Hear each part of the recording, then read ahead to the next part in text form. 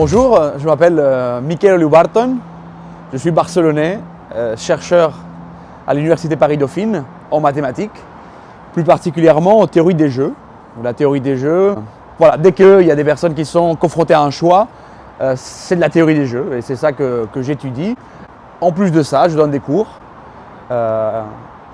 probabilité, théorie des jeux, bon, voilà, des cours de mathématiques. Alors je vais parler de la probabilité de mourir dans un attentat terroriste.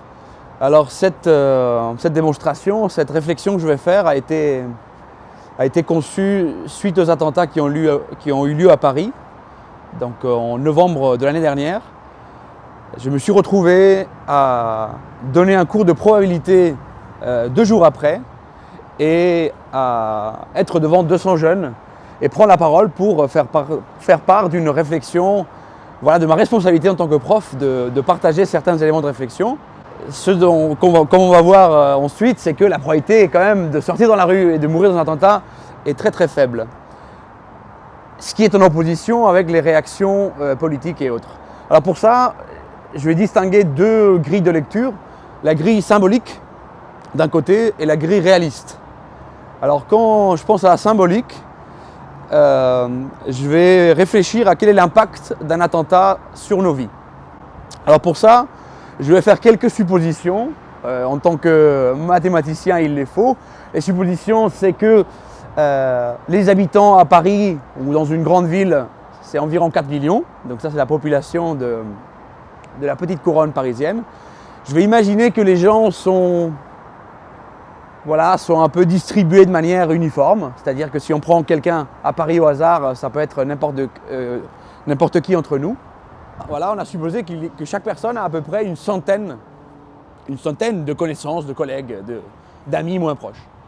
Alors, 2000 victimes, si on multiplie par 100, on divise par 4 pour éviter l'effet où on est en train de compter des connaissances plusieurs fois. Donc ça fait que à peu près une personne sur 80 connaît et collègue d'une victime. Alors là, le calcul, il est 2000 fois 100 divisé par 4 millions. Si on va un degré de plus, les connaissances de connaissances, le même calcul, donc 2000 fois 100 divisé par 4 au carré, divisé par 4 millions, là on arrive qu'à peu près une personne sur 3 connaît quelqu'un qui est mort dans les attentats. Donc une personne sur 3, ça veut dire que vous, moi, vous prenez n'importe quel groupe avec un certain nombre de personnes, vous êtes à peu près sûr qu'il y aura quelqu'un qui connaît quelqu'un qui est mort des attentats. Si on va encore un degré plus loin, évidemment, c'est tout Paris. Donc tout Paris connaît quelqu'un qui est mort des attentats. Ce qui fait que l'impact symbolique d'un attentat est énorme. Et ce qui explique, par exemple, les réactions politiques, les réactions sociales, la mobilisation, d'un côté par cet aspect symbolique, et évidemment aussi par un côté dont on ne va pas trop parler, qui est celui de la dignité, la justice, etc. Maintenant, ce que je voudrais, c'est comparer cet aspect symbolique avec un aspect que j'appelle réaliste. Donc l'aspect réaliste, c'est, quelle est la probabilité, en sortant demain dans la rue, d'être tué par un attentat terroriste. Donc c'est ça que je réponds aux appels des gens qui s'inquiétaient beaucoup pour ma vie. Alors déjà, je vais faire des hypothèses un peu larges. Je vais imaginer qu'il y a 10 attentats par année dans des grandes villes européennes. Chaque attentat faisant 2000 victimes mortelles. Je vais imaginer que parmi ces villes, Paris a un lieu un peu privilégié, donc un attentat a lieu à Paris avec une chance sur 10. Maintenant, quelle est la probabilité que demain, il y ait un attentat dans lequel je meurs? Alors, déjà, il faut qu'il y ait un attentat demain. Donc là, il y a 10 divisé par 365, la probabilité qu'il y ait un attentat un jour donné. Ensuite, il faut multiplier par 1 sur 10, la probabilité que cet attentat ait lieu à Paris. Et puis ensuite, il faut multiplier par la probabilité que, sachant que l'attentat a lieu à Paris, demain, je sois parmi les victimes, ce qui fait du 2000 divisé par 4 millions.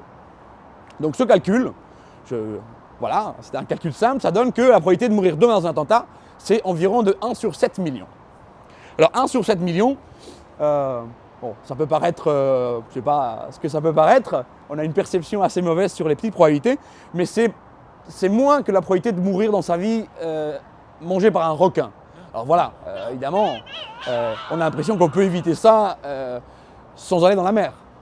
Alors, je vais prendre une autre probabilité qui est de cet ordre-là, c'est la probabilité de mourir étouffé en mangeant. Alors quand on mange, dans notre vie, parfois, il y a des gens qui arrivent, s'étouffent et meurent.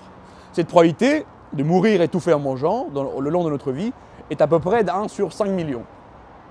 Donc évidemment, on peut se dire, on arrête de manger, on va minimiser ses chances, on ne mourira pas étouffé. Alors là, voilà, on est sûr de mourir, on a une chance sur 1 et on n'a pas vraiment avancé dans l'histoire. Le fait qu'une probabilité si petite affecte notre quotidien, change notre quotidien, est un comportement absolument irrationnel. Les événements spectaculaires ont beaucoup plus d'incidence sur nos psychologies. Alors pour finir, j'aimerais rester sur le slogan qu'on a entendu après les attentats, qui était « Même pas peur ». On sort dans la rue comme si de rien n'était. Et ben, je veux dire que vous avez raison. En effet, il n'y a aucune raison d'avoir peur, en tout cas d'un point de vue réaliste. Et que si l'écart entre cet aspect réaliste et la dimension médiatique, la dimension politique, sociale que prennent ces événements est si grand, il faut tout de même pas perdre de vue que ce n'est qu'un aspect symbolique et que dans tous les cas, notre vie n'est pas vraiment en danger.